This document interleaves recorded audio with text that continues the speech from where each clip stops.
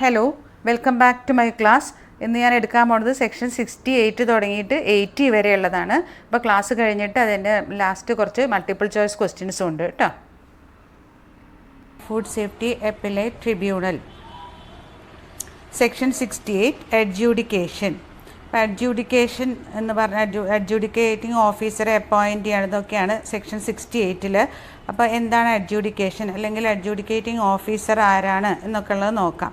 An officer not below the rank of additional district magistrate notified by the state government for adjudication prescribed by central government. അപ്പോൾ ഒരു ഓഫീസറെ appoint ചെയ്യും, അഡ്ജൂഡിക്കേറ്റിംഗ് officer. അപ്പോൾ അവരുടെ rank എന്തായിരിക്കണം? Additional district മജിസ്ട്രേറ്റിനേക്കാൾ കുറയാത്ത പദവിയുള്ള ഒരാളായിരിക്കണം. നോട്ടിഫൈഡ് ബൈ ദ സ്റ്റേറ്റ് ഗവൺമെൻറ്റാണ് നോട്ടിഫിക്കേഷൻ തരിക. പക്ഷേ എന്താണ്? For adjudication prescribed by central government പറഞ്ഞ പ്രകാരം സ്റ്റേറ്റ് ഗവൺമെൻറ് നോട്ടിഫൈ ചെയ്ത് ഒരാളെ അപ്പോയിൻറ്റ് ചെയ്യും അഡ്ജൂഡിക്കേറ്റിംഗ് ഓഫീസറായിട്ട്. അവരുടെ ക്വാളിഫിക്കേഷൻ എന്താണ്? Not below the rank of additional district magistrate ആണ് അഡ്ജൂഡിക്കേറ്റിംഗ് ഓഫീസർ. അപ്പോൾ സെക്ഷൻ 68 സബ്സെക്ഷനാണ് appointment of adjudicating officer. 2. If the adjudicating officer finds any person guilty, after giving an opportunity for making representation, impose penalty in accordance with the provisions relating to that offence. Adjudicating officer ആരെങ്കിലും കുറ്റം ചെയ്തു എന്ന് ബോധ്യപ്പെട്ട് കഴിഞ്ഞാൽ അവർക്ക് penalty കൊടുക്കാം, അവർക്ക് ആ കുറ്റത്തിനനുസരിച്ചുള്ള ശിക്ഷ കൊടുക്കാം. പക്ഷേ എന്താണ്? അവർക്കൊരു ഓപ്പർച്യൂണിറ്റി, അവർക്കൊരു അവസരം കൊടുക്കണം. അവർക്ക് എന്താണ് പറയാനുള്ളത് എന്ന് അവസരം കൊടുത്തതിന് ശേഷം അഡ്ജൂഡിക്കേറ്റിംഗ് ഓഫീസർ അവർക്കുള്ള ശിക്ഷ വിധിക്കുന്നതാണ്. Third one, the adjudicating officer have the powers of a civil court. നമ്മുടെ ഇവിടെ സിവിൽ കോർട്ടുണ്ട്, ക്രിമിനൽ കോർട്ടുണ്ട്, district court, high court, supreme court, അങ്ങനെയാണ് ജുഡീഷ്യറി സിസ്റ്റം. അപ്പോൾ അഡ്ജൂഡിക്കേറ്റിംഗ് ഓഫീസർക്ക് സിവിൽ കോർട്ടിൻ്റെ എല്ലാ പവേഴ്സും ഉണ്ടായിരിക്കും. All proceedings before him shall be deemed to be judicial proceedings within the meaning of section 193 and 228 of the Indian Penal Code. അവർ ഈ adjudicating ഓഫീസറുടെ കീഴിൽ വരുന്ന കേസുകളൊക്കെ എന്താണ്? ജുഡീഷ്യൽ പ്രൊസീഡിങ്സിനായിട്ടാണ് കണക്കാക്കപ്പെടുക. Within the meaning of section 193 and 228 of the Indian Penal Code. 193യും 228 ഇന്ത്യൻ പീനൽ കോഡിലെ സെക്ഷൻസിൽ 193യും 228ലും പറഞ്ഞ പ്രകാരമുള്ള എല്ലാം ഈ അഡ്ജൂഡിക്കേറ്റിംഗ് ഓഫീസറുടെ കീഴിൽ വരുമ്പോൾ അത് ശരിക്കുമുള്ള അവർക്ക് അഡ്ജൂഡിക്കേറ്റിംഗ് ഓഫീസർക്ക് അതിൽ വിധി പറയാനുള്ള അവകാശമുണ്ട്. അപ്പോൾ എന്താണ് ഈ സെക്ഷൻ 193 എന്ന് പറഞ്ഞാൽ ഫോൾസ്, അതായത് തെറ്റായ കാര്യങ്ങൾ പറഞ്ഞിട്ട് ഒരാളെ കുറ്റക്കാരനാക്കുക, അതാണ് സെക്ഷൻ 193. 228 എന്ന് പറഞ്ഞാൽ സർക്കാർ ജീവനക്കാരൻ അല്ലെങ്കിൽ നല്ലൊരു പദവിയിലിരിക്കുന്ന ഒരാളെ ഇല്ലാത്ത കാര്യങ്ങൾ പറഞ്ഞിട്ട് അവരെ തെറ്റായ കാര്യങ്ങൾ പറഞ്ഞ് അവരെ കുറ്റക്കാരനാക്കുക അല്ലെങ്കിൽ അവരുടെ പേരിൽ കുറ്റം ആരോപിക്കുക, അതൊക്കെയാണ് സെക്ഷൻ 228 ഓഫ് ഇന്ത്യൻ പീനൽ കോഡും 193. അപ്പോൾ അത് ഇന്ത്യൻ പീനൽ കോഡ് എടുക്കുമ്പോൾ ഒന്നും കൂടി ഡീറ്റെയിൽ ആയിട്ട് പറഞ്ഞുതരാം. അപ്പോൾ ഈ സെക്ഷൻ 193യും 228 പീനൽ കോഡിലെ ഈ സെക്ഷൻസിൻ്റെ കീഴിൽ വരുന്നതും അഡ്ജൂഡിക്കേറ്റിംഗ് ഓഫീസർക്ക് വിധിക്കാവുന്നതാണ്. Shall be deemed to be a court for the purpose of section 345 and 346 of the Code of Criminal Procedure.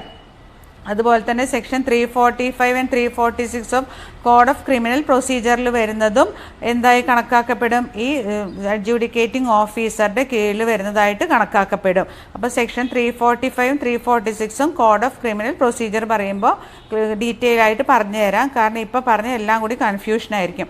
അപ്പോൾ അത് എന്താണ്? 1973 ആണ് കോഡ് ഓഫ് ക്രിമിനൽ പ്രൊസീജിയർ. അത് ഞാൻ ഇത് കഴിഞ്ഞ ഉടനെ അതിൻ്റെ ക്ലാസ് ആണ് എടുക്കണം, അപ്പോൾ ഒന്നും കൂടി ഡീറ്റെയിൽ ആയിട്ട് അത് പറഞ്ഞു തരുന്നതാണ്. While adjudicating the quantum of penalty under this chapter, the adjudicating officer shall have due regard to the guidelines specified in section 49. എന്തെങ്കിലും ശിക്ഷ വിധിക്കുകയാണെങ്കിൽ സെക്ഷൻ 49 പറഞ്ഞ പ്രകാരം ഒക്കെ നോക്കും കേട്ടോ. സെക്ഷൻ 49 ഞാൻ പഠിപ്പിച്ചതാണ്. എന്തൊക്കെയാണ്?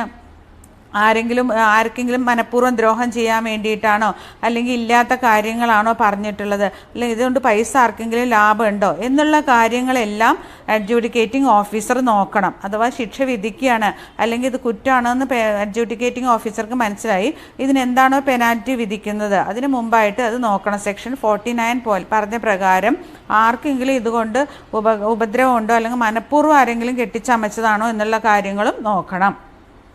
Section 69, power to compound offences. The Commissioner of Food Safety empower the designated officer to accept payment of a sum of money from petty manufacturer, retailers, hawkers, etc. when they had committed an offence. അപ്പോൾ power to compound offences ആണ് section 69. അതിൽ വരുന്ന ഒന്നാമത്തെ കാര്യം എന്താണെന്ന് പറഞ്ഞാൽ commissioner of food safety ഒരു designated ഓഫീസറെ എംപവർ, അതായത് അവർക്ക് അധികാരം കൊടുക്കും. എന്തിനു വേണ്ടിയിട്ടാണ്? എക്സെപ്റ്റ് സം ഓഫ് മണി, കുറച്ച് പൈസ, അത് ആരുടെ കയ്യിൽ നിന്ന്?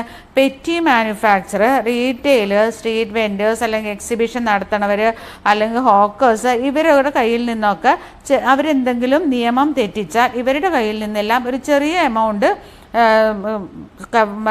വാങ്ങാൻ വേണ്ടിയിട്ട് food safety commissioner of food safety ഒരു ഡെസിഗ്നേറ്റഡ് ഓഫീസറെ ഏൽപ്പിക്കും, ചുമതലപ്പെടുത്തും. അതായത് ഇവർക്ക് വലിയ കുറ്റമൊന്നുമല്ല, ചെറുതായിട്ട്. കാരണം ഇവർക്ക് അങ്ങനെ ഇപ്പോൾ ഈ ഇവരെ പെറ്റി മാനുഫാക്ചറർ, റീറ്റെയിലേഴ്സും ഹോക്കേഴ്സും അവരൊന്നും അങ്ങനെ മായം ചേർക്കലൊന്നും ഇല്ലല്ലോ. അപ്പോൾ അതായത് അവർ ചെറുതായ വല്ല കുറ്റങ്ങളൊക്കെ ചെയ്യുള്ളൂ.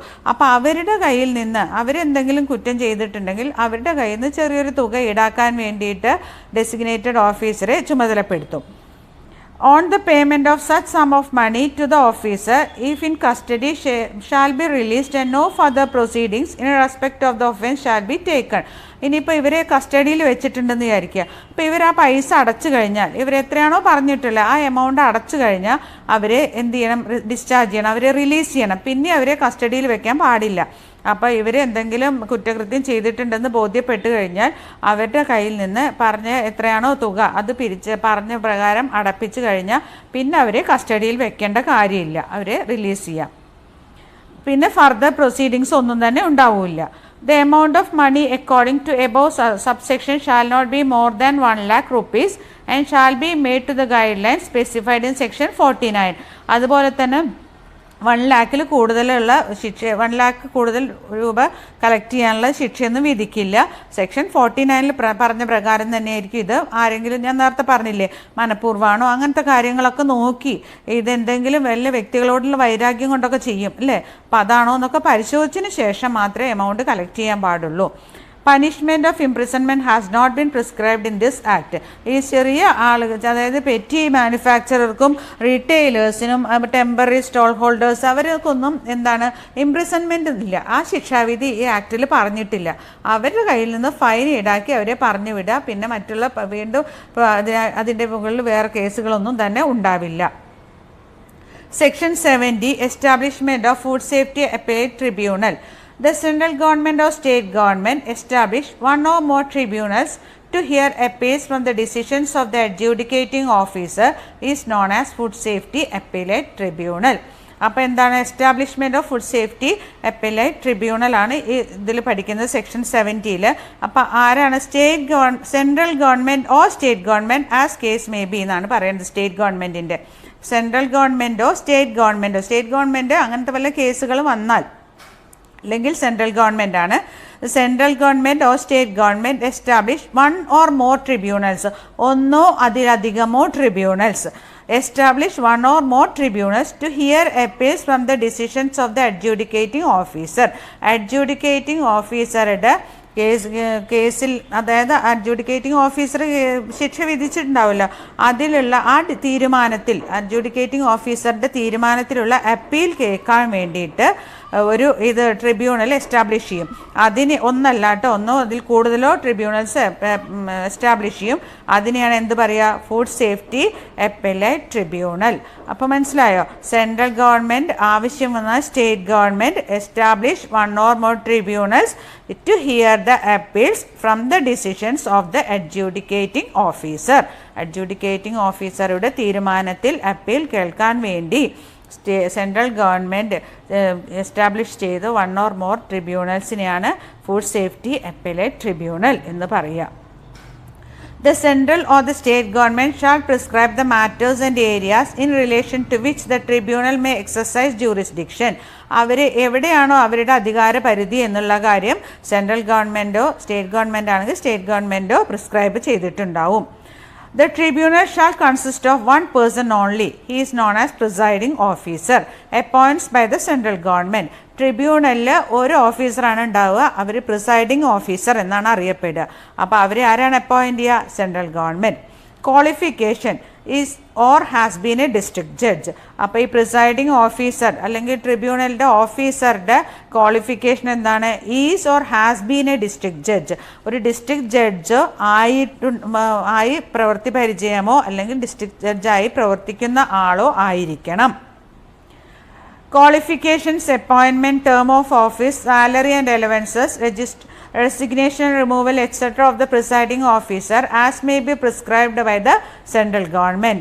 അത് ഈ പ്രിസൈഡിങ് ഓഫീസറുടെ ക്വാളിഫിക്കേഷനും അപ്പോയിൻമെൻറ്റും എത്ര കാലാവധിയും അതുപോലെ തന്നെ സാലറി മറ്റ് അലവൻസസുകളും അവർ റിസൈൻ ചെയ്താലുള്ള നടപടിക്രമങ്ങളും അല്ലെങ്കിൽ അവരെ പിരിച്ചുവിട്ടാനുള്ള നടപടിക്രമങ്ങളൊക്കെ എന്താണ്? സെൻട്രൽ ഗവൺമെൻറ് പ്രിസ്ക്രൈബ് ചെയ്ത പോലെ ആയിരിക്കും. Procedure and powers of the tribunal as may be prescribed by the central government. അതുപോലെ തന്നെ ട്രിബ്യൂണലിൻ്റെ പവേഴ്സും അതുപോലെ തന്നെ അവർ നടപടിക്രമങ്ങളും സെൻട്രൽ ഗവൺമെൻറ് പറഞ്ഞ പ്രകാരം ആയിരിക്കും. Section 71 Procedure and power of the tribunal. The tribunal have powers to regulate its own procedures including the place at which it shall have its sittings. എവിടെയാണോ അവരുടെ പ്രവൃത്തി മണ്ഡലം അവിടെയാണോ അവർ ഉള്ളത്, അതായത് പറഞ്ഞില്ല അവർ ഓരോ ജൂറിസ്ഡിക്ഷൻ അവർക്ക് കൊടുക്കുന്ന ആ അധികാര പരിധിയിൽ വരുന്ന അവിടെ അവരുടെ പവേഴ്സ് റെഗുലേറ്റ് ചെയ്യാനുള്ള അധികാരം ഉണ്ടായിരിക്കും.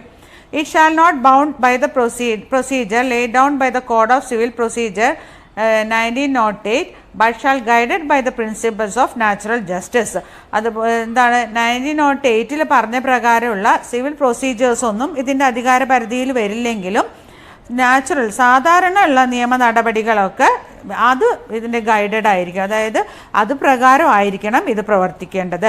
സാധാരണ ഉള്ള ജസ്റ്റിസ് പ്രകാരം തന്നെ ആയിരിക്കും ഈ ട്രിബ്യൂണൽസും പ്രവർത്തിക്കേണ്ടത്. പക്ഷേ 1908 സിവിൽ പ്രൊസീജിയറിൽ പറഞ്ഞ ആ കാര്യങ്ങളൊന്നും ഇതിൻ്റെ അധികാര പരിധിയിൽ വരില്ല. The tribunal have the same powers vested in a civil court under the Code of Civil Procedure 1908 while trying a suit in respect of the. അപ്പോൾ ട്രിബ്യൂണലിന് എന്താണ്? അതേ പവേഴ്സ്, ഒരു സിവിൽ കോർട്ടിലുള്ള അതേ പവേഴ്സ് ആയിരിക്കും എന്ത് സിവിൽ പ്രൊസീജിയർ 1908 പറഞ്ഞിട്ടുള്ള പവേഴ്സ്. അതിൽ എന്തൊക്കെയാണോ സിവിൽ കോർട്ടിൻ്റെ അധികാരങ്ങൾ പറഞ്ഞിട്ടുള്ളത് അതൊക്കെ ട്രിബ്യൂണലിനും ഉണ്ടായിരിക്കും. ഇൻ റെസ്പെക്റ്റ് ഓഫ് ദ ഏതൊക്കെ കാര്യങ്ങളിലാണ്? Summoning and enforcing the attendance of any person examining oath. ആരെങ്കിലും വിധി അല്ലെങ്കിൽ ആരെങ്കിലും വാദിക്കാൻ വേണ്ടി വിളിക്കുമ്പോൾ അവർക്ക് സമ്മൻസ് അയക്കും. അതുപോലെ ആ സമ്മൻസ് അയച്ചതിന് ശേഷം അത് എങ്ങനെ ആ വിധി നടപ്പാക്കണമല്ലോ. അപ്പോൾ അതില്ലെങ്കിൽ അവരെ വിളിച്ച് ന്യായങ്ങളൊക്കെ കേൾക്കണം. അപ്പോൾ ആ summoning and enforcing the attendance of any person examining oath, അവർ ആ സമയത്തുള്ള അവരുടെ അറ്റൻഡൻസ്, അവർ വന്നിട്ടുണ്ടോ, വാദിഭാഗം ആൾക്കാർ വന്നിട്ടുണ്ടോ, പ്രതിഭാഗം വന്നിട്ടുണ്ടോ എന്നെല്ലാം ഉള്ള അത്. പിന്നെ requiring the discovery and production of documents or other electronic records, മറ്റുള്ള സാക്ഷികൾ തെളിവുകളൊക്കെ ഹാജരാക്കുക. Requiring the discovery and production of ഡോക്യുമെൻറ്റ്സും അതുപോലെ തന്നെ ഇലക്ട്രോണിക് റെക്കോർഡ്സ്, മൊബൈലോ അങ്ങനെ എന്തെങ്കിലും ഇലക്ട്രോണിക്കലി റെക്കോർഡ് ചെയ്ത സാധനങ്ങളും.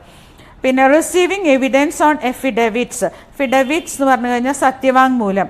അപ്പോൾ അത് സത്യവാങ്മൂലം എഴുതിയിട്ടുള്ള തെളിവുകളൊക്കെ കിട്ടിയിട്ടുണ്ടോ നോക്കുക. Issuing commission for the examination of witness or documents, reviewing it's decisions, issuing commissions for the examination of witness or documents. Witness അല്ലെങ്കിൽ സാക്ഷികളോ അല്ലെങ്കിൽ തെളിവായിട്ടുള്ള ഹാജരാക്കിയിട്ടുള്ള ഡോക്യുമെൻറ്റ്സ് എല്ലാം അതിൻ്റെ പരിശോധന. റിവ്യൂവിങ് ഇറ്റ്സ് ഡിസിഷൻസ്, ആ തീരുമാനങ്ങളുടെ റിവ്യൂ ചെയ്യുക. പിന്നെ dismissing an application for default or deciding its ex parte. അപ്പോൾ ഹാജരായിട്ടില്ലെങ്കിൽ എക്സ് പാർട്ടി എന്ന് പറഞ്ഞാൽ പ്രതികൾ ചിലപ്പോൾ ഹാജരാവാതെയൊക്കെ ഇരിക്കും അല്ലേ. അപ്പോൾ എന്താണ് അത് ആപ്ലിക്കേഷൻ തള്ളിക്കളയുക. Dismissing an application the default or deciding its ex parte. Any other matter which may be prescribed by the central government. അപ്പോൾ ഇതെല്ലാം സിവിൽ കോർട്ടിൻ്റെ പരിധിയിൽ വരുന്നത് ട്രിബ്യൂണലിൻ്റെ കീഴിലും വരും. Every proceedings before the tribunal shall be deemed to be a judicial proceeding within the meaning of, അതായത് എല്ലാ പ്രൊസീഡിങ്സും ട്രിബ്യൂണലിൻ്റെ കീഴിൽ വരുന്ന എല്ലാ പ്രൊസീഡിങ്സും ജുഡീഷ്യൽ പ്രൊസീഡിങ്സ് തന്നെയാണ് കേട്ടോ, നിയമമായിട്ട് നടപടി തന്നെയാണ്.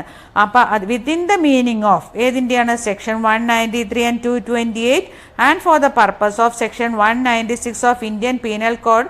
It shall be deemed to be a civil court for all the purpose of sections 195 and chapter 26 of the Code of Criminal Procedure 1973.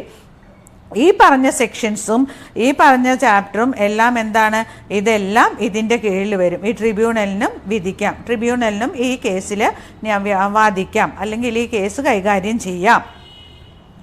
The applicant may either appear in person or authorize one or more legal practitioners or any of its officers to represent his case before the tribunal.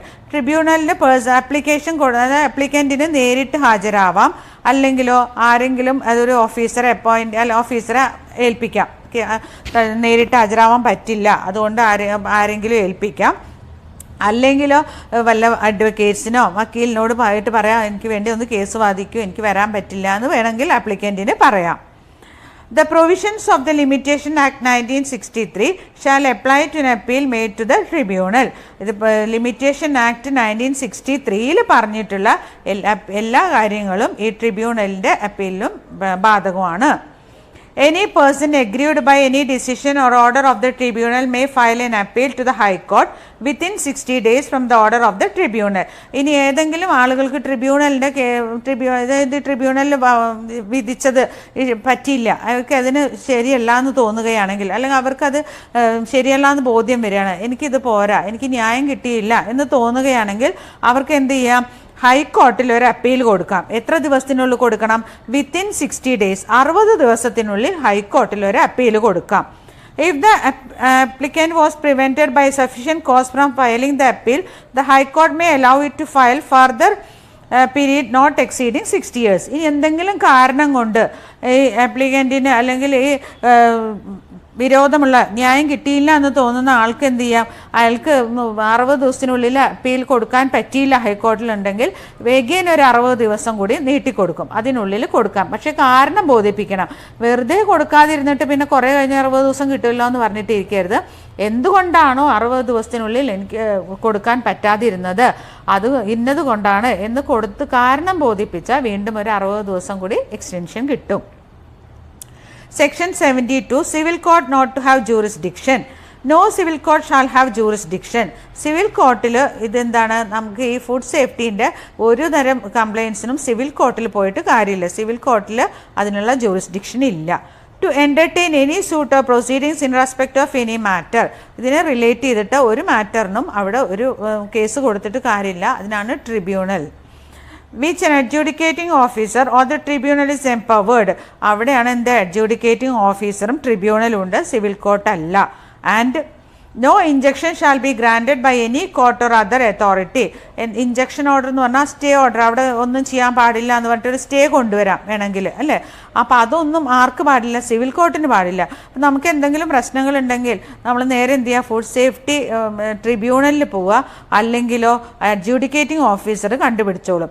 അല്ലാതെ civil കോർട്ടിൽ case കൊടുത്തിട്ട് കാര്യമില്ല. In respect of any action, ഇതിനെ food relate ചെയ്തിട്ടുള്ള കാര്യങ്ങൾക്കൊന്നും തന്നെ civil court പോയിട്ട് കാര്യമില്ല. Section 73, Power of Court to try cases summarily. അപ്പോൾ all offences not triable by a special court shall be in a summary by a way of a judicial magistrate of the first class or by a metropolitan magistrate, and the provisions of section 262 to 265 may be applied to such trial. അപ്പോൾ ഈ special court തന്നെ എല്ലാ കേസസും വാദിക്കണമെന്നില്ല. അപ്പോൾ അത് ആർക്കൊക്കെ കൊടുക്കാം? Judicial magistrate, first class judicial മജിസ്ട്രേറ്റിനെ കൊണ്ടോ അല്ലെങ്കിൽ ഒരു മെട്രോപൊളിറ്റൻ മജിസ്ട്രേറ്റിനെ കൊണ്ടോ ഇത് വാദിക്കാവുന്നതാണ്. അത് കേസിന്റെ സ്വഭാവം അനുസരിച്ചായിരിക്കും. And the provisions of section 262 to 265 may be apply to such trial. അതുപോലെ തന്നെ ഇന്ത്യൻ പീനൽ കോഡിലെ 262 തുടങ്ങി 265 വരെയും, അല്ലെങ്കിൽ അത് രണ്ടും അപ്ലിക്കബിൾ ആണ്. ഇങ്ങനത്തെ കേസസിൽ രണ്ടും അപ്ലിക്കബിൾ ആണ്. അപ്പോൾ സ്പെഷ്യൽ കോർട്ടിൽ വാദിക്കാവുന്ന, സ്പെഷ്യൽ കോർട്ടിൽ അല്ലാതെയും ഇങ്ങനത്തെ ഇത്തരത്തിലുള്ള കേസുകൾ വാദിക്കാം. ഏതൊക്കെയാണ്? ആരെ കൊണ്ടൊക്കെ വാദിപ്പിക്കാം? ഫസ്റ്റ് ക്ലാസ് ജുഡീഷ്യൽ മജിസ്ട്രേറ്റിനെ കൊണ്ടോ മെട്രോപൊളിറ്റൻ മജിസ്ട്രേറ്റിനെ കൊണ്ടോ വാദിപ്പിക്കാവുന്നതാണ്. If any conviction in a summary trial under this section, the magistrate can pass sentence of imprisonment for not exceeding 1 year. 1 വർഷത്തിൽ കൂടാതെയുള്ള ശിക്ഷയും വിധിക്കുക. ജയിൽവാസ് ആണെങ്കിൽ 1 വർഷത്തിൽ കൂടാതെയുള്ള ശിക്ഷ വിധിക്കാൻ മജിസ്ട്രേറ്റിന് അധികാരമുണ്ട്. If during the time of this trial, if the magistrate for any reason undesirable to try the case summarily, he shall, after hearing the parties, record an order, recall any witness who may have been examined and proceed to rehear the case. ഇത് എന്തെങ്കിലും കാരണവശാൽ ഇപ്പം ശിക്ഷ വിധിച്ചു എന്ന് വയ്ക്കുക. അപ്പോൾ മജിസ്ട്രേറ്റിന് തോന്നുകയാണ് ഒന്നും കൂടി ഇത് എന്തോ ഒരു പോരായ്മ, ഒന്നും കൂടി കേസ് വാദിക്കാന്നുണ്ടെങ്കിൽ വീണ്ടും സാക്ഷികളുടെയോ അതുപോലെ തന്നെ പ്രതിഭാഗത്തിൻ്റെയോ വാദിഭാഗത്തിൻ്റെയോ ഒക്കെ വാദം കേൾക്കാൻ ഒന്നും കൂടി കേൾക്കാൻ പറ്റും. അതുപോലെ അതും റീഹിയർ ദ കേസസ്. അതുപോലെ തന്നെയോ ഈ shall after hearing the parties record an order. അതുപോലെ തന്നെ എന്തൊക്കെയാണെന്നുള്ളത് ഓർഡറൊക്കെ റെക്കോർഡ് ചെയ്ത് വെക്കണം. അതിപ്പോൾ റിട്ടേൺ ആവാം, അല്ലെങ്കിൽ എങ്ങനെയെങ്കിലും റെക്കോർഡ് ചെയ്ത് വെക്കും വേണം. അതുപോലെ തന്നെ അത്യാവശ്യമെങ്കിൽ ഈ പാർട്ടികളുടെയൊക്കെ വാദം ഒരിക്കൽ കൂടി കേൾക്കാനുമുള്ള അധികാരം ആർക്കുണ്ട്? മജിസ്ട്രേറ്റിന് ഉണ്ട്. Section 74 special courts and public prosecutor. Section 74 ആണ് സ്പെഷ്യൽ കോർട്സിന്റെ എസ്റ്റാബ്ലിഷ്മെന്റും അതുപോലെ തന്നെ പബ്ലിക് പ്രോസിക്യൂട്ടറുടെ അപ്പോയിന്റ്മെന്റുമാണ്. The central government or the state government in their respective jurisdiction. അപ്പോൾ ആരാണ്? സെൻട്രൽ ഗവൺമെന്റ് സ്റ്റേറ്റ് ഗവൺമെന്റിന് അത്യാവശ്യമെങ്കിൽ, ഇപ്പൊ central government or the state government in their respective jurisdiction അവരുടെ അധികാര പരിധിയിൽ വരുന്നവിടെ എന്ത് ചെയ്യാം? ഒരു സ്പെഷ്യൽ കോർട്ട് എസ്റ്റാബ്ലിഷ് ചെയ്യാം. If necessary for public interest, പബ്ലിക്കിന്റെ അതായത് ജനങ്ങളുടെ പൊതുജനങ്ങളുടെ ആവശ്യപ്രകാരം can constitute for offences relating to grievance, injury or death of the consumer imprisonment more than 3 years by notification in the official gazette. അപ്പൊ എങ്ങനെയാണ് വലിയ കുറ്റങ്ങൾ, അതായത് നല്ല മാരകമായി മുറിവേൽക്കുകയോ അല്ലെങ്കിൽ മരണപ്പെടുകയോ ചെയ്യുക, ഈ എന്തെങ്കിലും ഫുഡ് കഴിച്ചിട്ട് അത്രയധികം അത് ഇഞ്ചുറിയസ് ആവുകയോ അല്ലെങ്കിൽ ചിലപ്പോൾ വ്യക്തികൾ കൺസ്യൂമേഴ്സ് മരണപ്പെടുകയോ ചെയ്യുകയാണെങ്കിൽ അതിനുള്ള ശിക്ഷയാണ് ഇംപ്രിസൺമെന്റ് മോർ ദാൻ 3 years. നമ്മൾ നേരത്തെ പഠിച്ചിട്ടുണ്ട്. അപ്പൊ അങ്ങനെ വരികയാണെങ്കിൽ എന്ത് ചെയ്യുക? സ്പെഷ്യൽ കോർട്ടിനെ ഒരു സ്പെഷ്യൽ കോർട്ട് അവിടെ എസ്റ്റാബ്ലിഷ് ചെയ്യാം by notification in the official gazette. ഗസറ്റിൽ നോട്ടിഫിക്കേഷൻ കൊടുത്തതിന് ശേഷം മാത്രം ഒരു സ്പെഷ്യൽ കോർട്ട് എസ്റ്റാബ്ലിഷ് ചെയ്യാം. As many special courts with the concurrence of Chief Justice of High Court for such areas. അതുപോലെ തന്നെ ആരുടെ അനുമതി വേണം? Chief justice of high court. ഹൈക്കോർട്ടിലെ ചീഫ് ജസ്റ്റിസിന്റെ അനുമതി പ്രകാരം എത്ര സ്പെഷ്യൽ കോർട്സ് വേണമെങ്കിലും എസ്റ്റാബ്ലിഷ് ചെയ്യാം. For exercising jurisdiction may be specified in the notification. എന്താണ് അല്ലെങ്കിൽ ഏത് അധികാര പരിധിയിലാണ് എന്തിനു വേണ്ടിയാണെന്നുള്ളതെല്ലാം എന്ത് ചെയ്യണം? ഗസറ്റിൽ നോട്ടിഫൈ ചെയ്യണം. Second one, a special court may sit for any of its proceedings at any place other than its ordinary place of sitting. അതുപോലെ തന്നെ സ്പെഷ്യൽ കോർട്ടിന് എവിടെ വേണമെങ്കിലും സിറ്റിംഗ് നടത്താം. അതിന്റെ ഓർഡിനറി പ്ലേസിൽ തന്നെ നടത്തണമെന്നില്ല, എവിടെ വേണമെങ്കിലും അതിന്റെ ആവശ്യപ്രകാരം എവിടെ വേണമെങ്കിലും സിറ്റിംഗ്സ് നടത്താം. അതെങ്ങനെയാണ്? On its own motion or an application made by the public prosecutor if he thinks it is necessary to do so. ഒന്നുമില്ലെങ്കിൽ സ്വന്തം താല്പര്യപ്രകാരം ചെയ്യാം, അല്ലെങ്കിലോ പബ്ലിക് പ്രോസിക്യൂട്ടർ ഒരു ആപ്ലിക്കേഷൻ കൊടുക്കണം. പബ്ലിക് പ്രോസിക്യൂട്ടറുടെ അപേക്ഷ പ്രകാരം എത്ര വേണമെങ്കിലും അവർക്ക് എവിടെ വേണമെങ്കിലും അവരുടെ സിറ്റിംഗ് നടത്താം സ്പെഷ്യൽ കോർട്ടിന്. അത് പബ്ലിക് പ്രോസിക്യൂട്ടർ വിചാരിക്കുകയാണ് അത് അത്യാവശ്യമാണെന്ന് വിചാരിക്കുന്ന ഒരു ഘട്ടത്തിൽ അങ്ങനെ ഒരു ആപ്ലിക്കേഷൻ കൊടുക്കാം. The trial under this act of any offence by a special court shall have precedence over the trial of any other case against the accused in any other court and shall be convicted in preference of the trial of such other cases and accordingly the trial of such other cases shall remain in abeyance. അതായത് ഇപ്പൊ ഈ കുറ്റവാളി അല്ലെങ്കിൽ കുറ്റം ചെയ്ത വ്യക്തി അവരുടെ പേരിൽ മറ്റെന്തെങ്കിലും കേസുകൾ വേറെ ഏതെങ്കിലും കോർട്ടിൽ എന്തുണ്ട് എന്ന് വിചാരിക്കുക, സ്പെഷ്യൽ കോർട്ടിലല്ല മറ്റ് വേറെ ഏതെങ്കിലും കോർട്ടിൽ അവരുടെ പേരിൽ എന്തെങ്കിലും ഒരു കേസുകൾ ഉണ്ടെങ്കിൽ അതെന്ത് ചെയ്യും? ആ കേസിന്റെ വാദം അല്ലെങ്കിൽ അതിന്റെ വിധി പറയുന്നത് നീക്കി വെക്കും. എന്നിട്ട് ഈ കേസ് പ്രൊസീഡ് ചെയ്യും. ഇതിന് പ്രയോറിറ്റി കൊടുത്ത് ഇത് പ്രൊസീഡ് ചെയ്യും. Then for every special court, the central or state government shall appoint a public prosecutor and may appoint more than one person additional public prosecutors. അപ്പൊ എല്ലാ സ്പെഷ്യൽ കോർട്ടിലും ഒരു പബ്ലിക് പ്രോസിക്യൂട്ടർ ഉണ്ടാവും. അത്യാവശ്യമെന്ന് തോന്നുന്ന പക്ഷം ഒന്നോ അതിൽ കൂടുതലോ അഡീഷണൽ പബ്ലിക് പ്രോസിക്യൂട്ടേഴ്സിനെ അപ്പോയിന്റ് ചെയ്യാം സെൻട്രൽ ഗവൺമെന്റിന് or state government. Class or group of cases can appoint a special public prosecutor. ഇത് ഒരു ഗ്രൂപ്പ് ഓഫ് കേസസ് അല്ലെങ്കിൽ ക്ലാസ് ഓഫ് കേസസ് വന്നാലോ അപ്പൊ എന്ത് ചെയ്യാം, സ്പെഷ്യൽ പബ്ലിക് പ്രോസിക്യൂട്ടറെ അപ്പോയിന്റ് ചെയ്യാം. നോർമലി ഒരു പബ്ലിക് പ്രോസിക്യൂട്ടർ ആയിരിക്കും സ്പെഷ്യൽ കോർട്ടിൽ ഉണ്ടാവുക. അപ്പൊ അത്യാവശ്യമെങ്കിൽ 1 or more അഡീഷണൽ പബ്ലിക് പ്രോസിക്യൂട്ടേഴ്സിനെ അപ്പോയിന്റ് ചെയ്യാം. കൂടുതൽ ഒരു ഗ്രൂപ്പ് ഓഫ് കേസസ് ആണെങ്കിൽ എന്ത് ചെയ്യാം, സ്പെഷ്യൽ പബ്ലിക് പ്രോസിക്യൂട്ടറെ അപ്പോയിന്റ് ചെയ്യാം. Qualification to the above set prosecutors. ഇനി പബ്ലിക് പ്രോസിക്യൂട്ടർ ആവട്ടെ, അഡീഷണൽ പബ്ലിക് പ്രോസിക്യൂട്ടർ ആവട്ടെ, സ്പെഷ്യൽ പബ്ലിക് പ്രോസിക്യൂട്ടർ ആവട്ടെ, അവരുടെ ക്വാളിഫിക്കേഷൻ എന്തായിരിക്കണം? an advocate not less than 7 years experience, വക്കീലായിട്ട് 7 വർഷത്തെ പ്രവൃത്തി പരിചയം വേണം. or hold any part not less than post not less than 7 years, അല്ലെങ്കിൽ അതേപോലെ തത്തുല്യമായ പദവി 7 വർഷത്തിൽ കുറയാതെ വഹിച്ചിരിക്കണം. Under the union or state require special knowledge of law, അതുപോലെ തന്നെ ലോയിൽ നിയമത്തിൽ പ്രത്യേക പരിജ്ഞാനം വേണം. ഇവരെവിടെയായിരിക്കണം? അണ്ടർ ദ യൂണിയൻ ഓർ സ്റ്റേറ്റിലായിരിക്കണം ജോലി ചെയ്തിട്ടുണ്ടാവുക. യൂണിയനിലോ സ്റ്റേറ്റിലോ ഏതെങ്കിലും അഡ്വക്കേറ്റ് ആയിട്ടുള്ള പ്രവൃത്തി പരിചയം, 7 വർഷത്തിൽ കുറയാത്ത പ്രവൃത്തി പരിചയമോ അല്ലെങ്കിൽ തത്തുല്യമായ യോഗ്യതകളോ ഉള്ളവർക്ക് ക്വാളിഫൈഡ് ആണ്. അവർ പബ്ലിക് പ്രോസിക്യൂട്ടർ ആവാൻ ക്വാളിഫൈഡ് ആണ്. Section 75, power to transfer cases to regular courts. After taking cognizance of any offense, special court shall transfer the case to the court. അപ്പൊ ഇത് അത്യാവശ്യം എന്ന് തോന്നുന്നതാണെങ്കിൽ എന്ത് ചെയ്യാം, മറ്റുള്ള കോർട്ടിലേക്ക് കേസുകൾ മാറ്റി ചെയ്യപ്പെടാം. അപ്പൊ അത് സ്പെഷ്യൽ കോർട്ടിൽ തന്നെ വേണമെന്നില്ല, വേറെ ഏതെങ്കിലും കോർട്ടിലേക്ക് കേസുകളൊക്കെ കൊടുക്കാം. അതിനാണ് സെക്ഷൻ 75 വരുന്നത്. Power to transfer cases to regular courts, സാധാരണയുള്ള കോടതികളിലേക്ക് ഇത് കൈമാറ്റം ചെയ്യാം. Section 76 appeal. ഇപ്പൊ അപ്പീൽ എന്ന് പറഞ്ഞാൽ നമുക്കറിയാം, എന്തെങ്കിലും ഇവർക്ക് കംപ്ലൈന്റ്, ഇപ്പൊ വിധി കേട്ടതിന് ശേഷം എന്തെങ്കിലും ഇപ്പൊ കംപ്ലൈന്റ് കിട്ടിയതിന് ശേഷം അല്ലെങ്കിൽ എന്തെങ്കിലും വിധി പുറപ്പെടുവിച്ചതിന് ശേഷം വിധി കേട്ട ആൾക്ക് അല്ലെങ്കിൽ ആരാണോ അത് എഫക്റ്റഡ് ആയ അവർക്ക് എന്തെങ്കിലും പ്രശ്നങ്ങൾ ഇത് ശരിയല്ലാന്ന് തോന്നുകയാണെങ്കിൽ ഹൈക്കോർട്ടിൽ ഒരു അപ്പീൽ കൊടുക്കാം.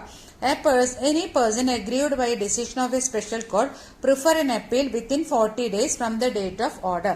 40 ദിവസം ആ ഓർഡർ കൈപ്പറ്റി 40 ദിവസത്തിനുള്ളിൽ ഹൈക്കോർട്ടിൽ അപ്പീൽ കൊടുക്കണം. On payment of such fees prescribed by the central government after depositing penalty if any cause may extend the time by high court. ഇപ്പൊ 40 ദിവസത്തിനുള്ളിൽ ഓർഡർ കിട്ടി 40 ദിവസത്തിനുള്ളിൽ എന്ത് ചെയ്യണം, അപ്പീൽ കൊടുക്കണം, ഹൈക്കോർട്ടിൽ അപ്പീൽ കൊടുക്കണം. അപ്പൊ പറഞ്ഞിട്ടുള്ള ഫീസ് അടയ്ക്കണം. അതുപോലെ തന്നെ ഇവർക്ക് പെനാൽറ്റി ആയിട്ട് എന്തെങ്കിലും പറഞ്ഞിട്ടുണ്ടെങ്കിൽ അത് ഡെപ്പോസിറ്റ് ചെയ്യണം. പിന്നെ ഇനി എന്തെങ്കിലും കാരണവശാൽ ഹൈക്കോടതിക്ക് ബോധ്യപ്പെടുകയാണ് ഇവർക്ക് ഇന്ന കാരണം കൊണ്ട് അവർക്ക് അത് ആ സമയത്ത് അപ്പീൽ കൊടുക്കാൻ പറ്റിയില്ലെങ്കിലോ അപ്പൊ അത് ടൈം എക്സ്റ്റെൻഡ് ചെയ്ത് കൊടുക്കാം. Appeals are disposed by a bench of not less than 2 judges. ഒരു ഡിവിഷൻ ബെഞ്ച്, 2 ജഡ്ജസിൽ കുറയാത്ത ജഡ്ജസ് ആയിരിക്കും അതിന്റെ അപ്പീല് പരിഗണിക്കുക. Section 77, the unit for prosecution.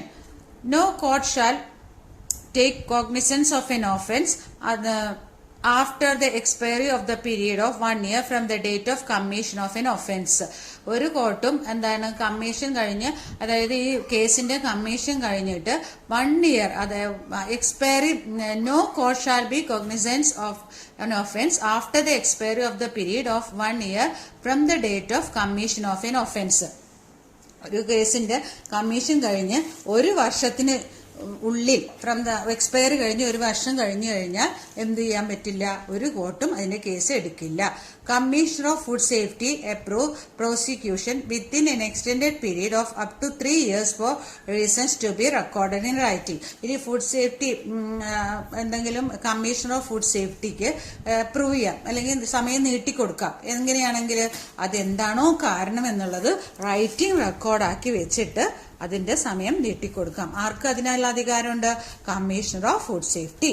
Section 78, power of court to implead manufacturer, etc. During trial of any offence against any person, not as importer, manufacturer, distributor or dealer, and if evidence is satisfied by the court, then they also be concerned with that offence. അപ്പോൾ എന്തെങ്കിലും trial ആ സമയത്ത് വിധിന്യായത്തിന്റെ സമയത്ത് അല്ലെങ്കിൽ ഇവർക്ക് against ആയിട്ട് എന്തെങ്കിലും case, അത് ഇമ്പോർട്ടർ ആവാം, മാനുഫാക്ചറർ ആവാം, ഡിസ്ട്രിബ്യൂട്ടർ ആവാം, ഡീലർ ആവാം. അപ്പൊ ഏതെങ്കിലും ഒരു വ്യക്തിയായിരിക്കും കൊടുത്തിട്ടുണ്ടാവുക. അപ്പൊ ഇവരൊന്നും അതിൽ ആദ്യം ഇൻഫ്ലുവൻസ് അല്ല, അല്ലെങ്കിൽ ഇവരൊന്നും ഇതിൽ ബന്ധപ്പെട്ടിട്ടില്ലെങ്കിൽ അവരുടെ പേരിൽ കേസൊന്നും എടുക്കില്ല. പക്ഷെ തെളിവുകളൊക്കെ ഹാജരാക്കിയ ഇവരൊക്കെ ഇതിൽ ബന്ധപ്പെട്ടിട്ടുണ്ടെങ്കിൽ അവർക്ക് എതിരായിട്ട് കേസെടുക്കാം. അതാണ് സെക്ഷൻ 78. അപ്പൊ ആദ്യം ഒരു വ്യക്തിയായിരിക്കും കൊടുത്തിട്ടുണ്ടാവുക. അപ്പൊ അവര് തെളിവുകളുടെ അടിസ്ഥാനത്തിൽ കോടതിക്ക് ഇവരിലൊക്കെ പേരിൽ കേസെടുക്കാം. Section 79, magistrate power of impose enhanced punishment. Section 29 of the CCP, it shall be lawful for the court of ordinary jurisdiction to pass any sentence except imprisonment more than 6 years. അപ്പോൾ സെക്ഷൻ 79 എന്താ പറയുന്നത്, മജിസ്ട്രേറ്റിന്റെ power ആണ് കേട്ടോ. അപ്പൊ section 29 of the CCP, it shall be lawful for the court ordinary jurisdiction to pass any sentence. അതായത് മജിസ്ട്രേറ്റിന് എല്ലാ ശിക്ഷകളും വിധിക്കാം, ഏതൊഴികെ 6 വർഷത്തിൽ കൂടുതലുള്ള ശിക്ഷ വിധിക്കാനുള്ള അധികാരം ഇല്ല. സെക്ഷൻ 80, സെക്ഷൻ 80 ഞാൻ ഡിഫൻസ് മാത്രമേ പറയുള്ള പോയിന്റ്സ്. അപ്പൊ അത് ഡീറ്റെയിൽ ആയിട്ടൊന്ന് വായിച്ചു നോക്കിയാൽ മതി. അപ്പൊ അത്ര ഇമ്പോർട്ടൻസ് ഉള്ളൂ, അതുകൊണ്ടാണ്. അപ്പൊ നിങ്ങളൊന്ന് വായിച്ചു നോക്കണം കേട്ടോ. Defence which may or may not be allowed in prosecution under this act. അപ്പൊ എന്തൊക്കെയാണ്? Defence relating to publication of advertisements, defence of due diligence, defense of mistaken and reasonable belief, defense in respect of handling food, defense of significance of the nature, substance or quality of food. ഇനി നമുക്ക് ക്വസ്റ്റ്യൻസിലേക്ക് കടക്കാം. Section 70 deals with procedures and powers of the tribunal, appeal, establishment of food safety appellate tribunal, power to compound offences. Answer, establishment of food safety appellate tribunal.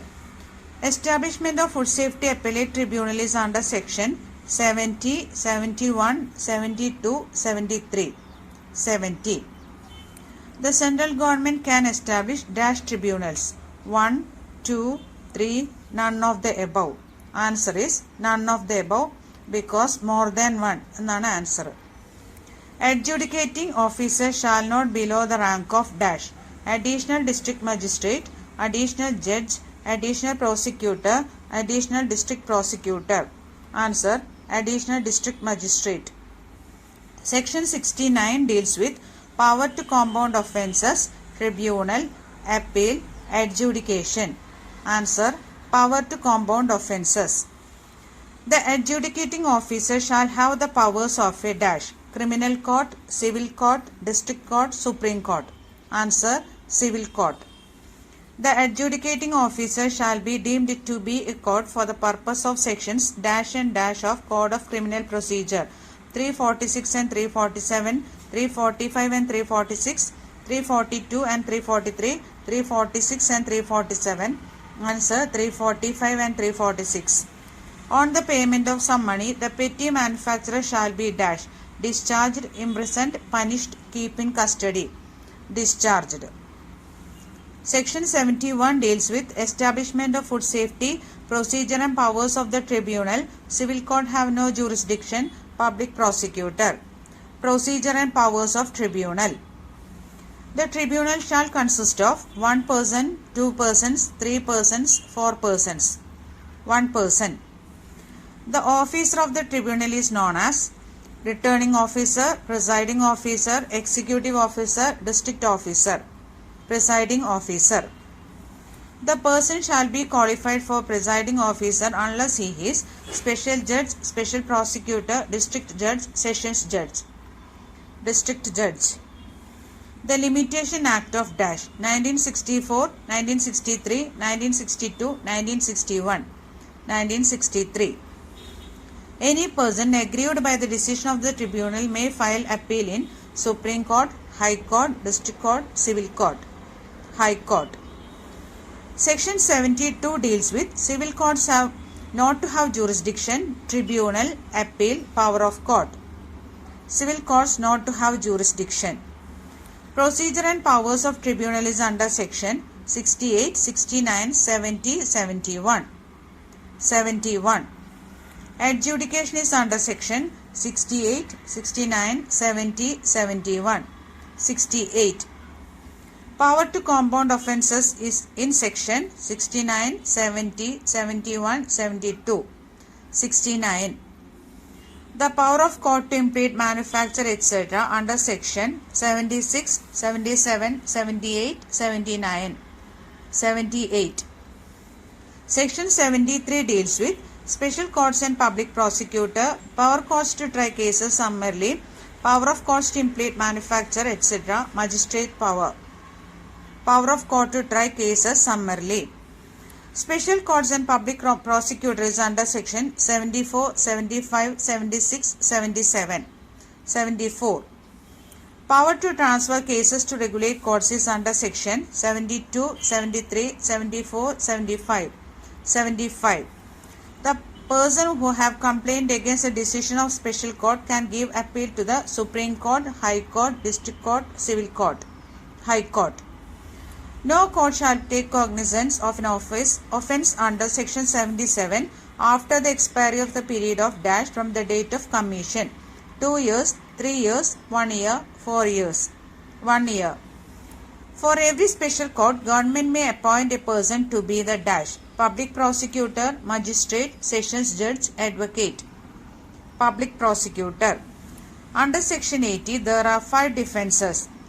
2, 3, 4, 5. 5.